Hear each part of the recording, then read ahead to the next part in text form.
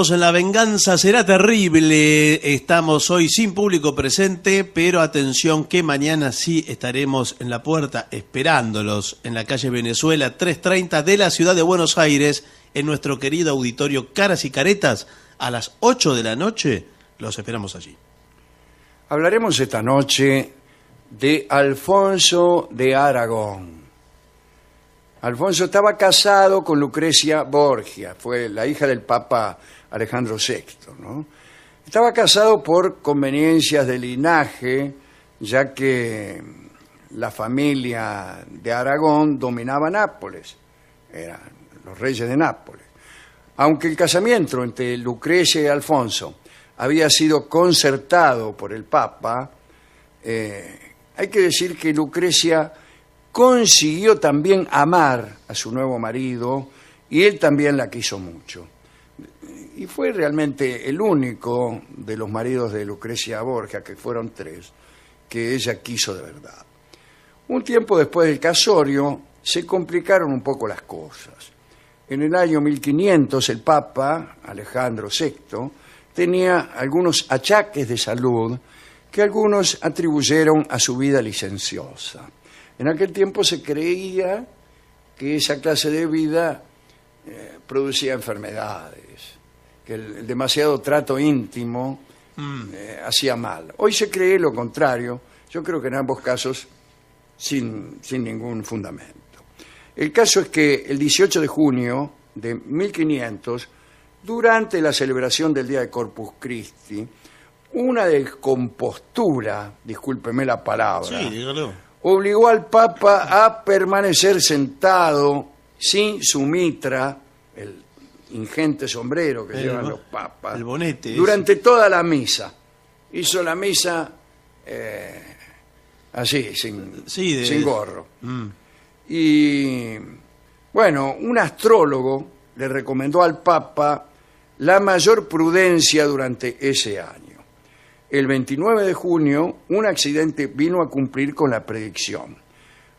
Parece que hubo una tempestad y se cayó una chimenea sobre el techo del Vaticano y una viga atravesó el cielo raso de la sala donde justamente estaba el Papa y se le cayó encima. Bueno, lo rescataron.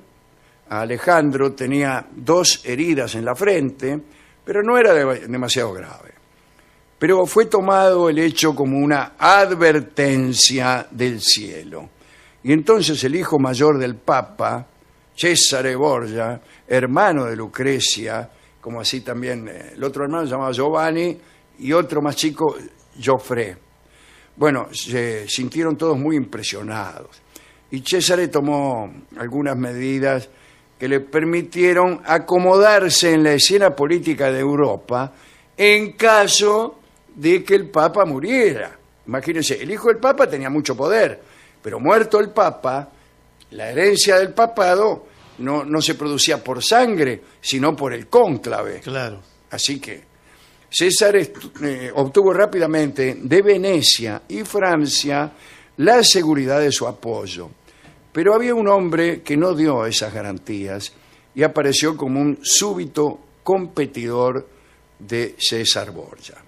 Y ese era Alfonso de Aragón, el marido de Lucrecia, que mantenía además buena relación con los Colonna de Roma, que eran los peores enemigos de los Borgia.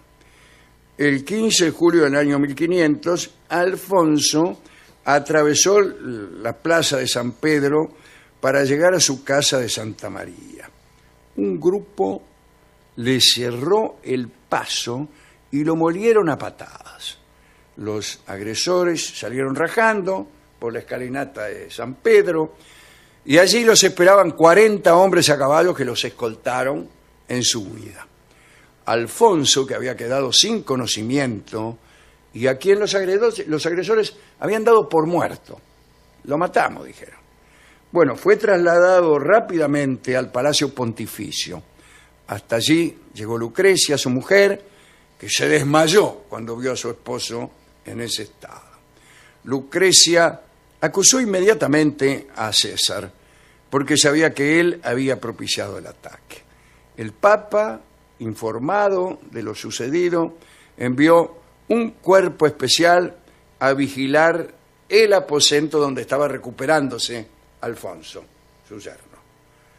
Bueno, los médicos que atendieron a Alfonso, primero lo dieron por muerto, después vino un cardenal, le dio la absolución in articulo mortis, es decir, también lo dio por finao, Sí.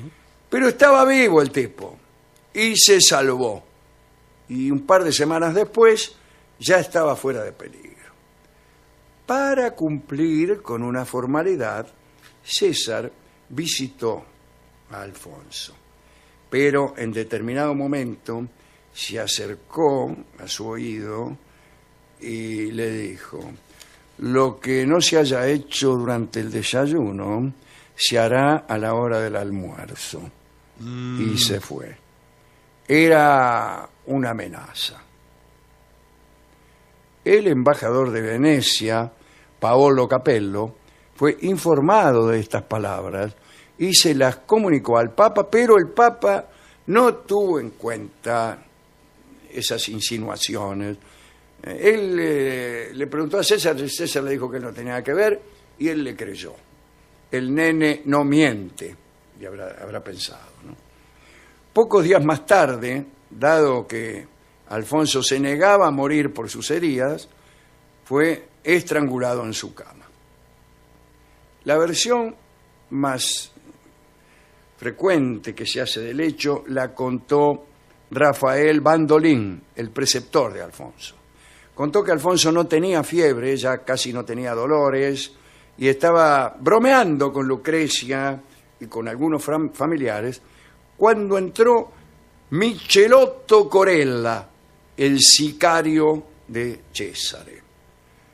Cuando entró, Michelotto dijo que tenía que arrestar a un tío de Alfonso, uno cualquiera, que estaba ahí mirando. Siempre hay un tío ahí. Sí.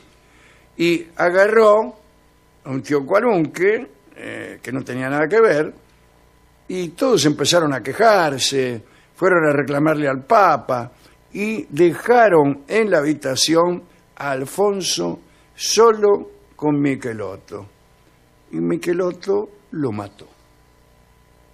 Cuando volvieron los familiares, lo encontraron muerto a Alfonso, y Michelotto estaba ahí. Y dijo que se había desmayado de puro indignado por el arresto del tío y se había golpeado violentamente la cabeza. La tristeza de Lucrecia fue inmensa. Tenía apenas 20 años y Alfonso de Aragón había sido realmente su primer amor, ¿no? Este exceso de dolor conmovió al Papa. Como la costumbre exigía a las viudas un duelo severo y decoroso, el Papa puso a su disposición una escolta de 600 caballeros para acompañarla a Nepi, un austero convento de montaña en el cual debió retirarse por un tiempo.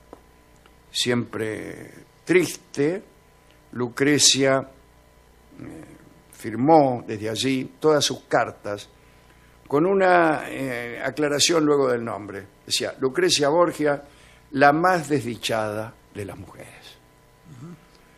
Poco después le llegó hasta el encierro otra convocatoria de matrimonio a Lucrecia, que fue el matrimonio con otro Alfonso, Alfonso d'Este, de Ferrara. Esta es la historia de la muerte de Alfonso de Aragón, que además de ser un hombre muy buen mozo, fue alguien con quien Lucrecia se llevó muy bien. Una picardía, lo que se dice, ¿no? Y es esto quizá deje una moraleja, ¿no? Cuando uno tiene un amigo al que han tratado de asesinar, conviene no dejarlo solo cuando entra un sicario de César de Borgia. Bueno, claro. Le voy a contar cómo se entrenaba Césare para tener una noche de bodas inolvidable con una princesa francesa con la cual lo habían casado. Quería causar una buena impresión y se consiguió un hechicero que le preparó una poción para asegurarle un rendimiento fabuloso, ¿no?, en la cama. Pero resultó ser que alguien cambió esa poción por un purgante. Y el purgante fue exitoso y César anduvo toda la noche de la cocina a la sala, ¿no? ¿A quién dedicar esta historia? Seguramente a Alfonso, pobre, y a Lucrecia, que encima de que le elegían el marido, una vez que le gustaba a uno, se lo mataban. Antes había estado casada con Giovanni Sforza, de los Sforza de Milán. Para sacárselo de encima, lo acusaron de impotente a Giovanni. Hubo un juicio que hizo las delicias de los chismosos de aquella época. ¿Y qué le parece, señor? Imagínense. Bueno, después con Alfonso de Este no fue feliz tampoco. No, la tenía encerrada ahí en la corte, muy vigilada, y fue desdichada toda su vida. Ilustraremos esta historia y en particular la situación de Lucrecia. La canción se llama, y de Lucrecia en el convento de Nepi, ahí donde firmaba sus cartas de la manera que ya hemos dicho, ¿no? La canción se llama La Solita y la escucharemos en la versión de María Marta Pizzi, que lo ha cantado en un disco que se llamaba Bar del Infierno. Adelante.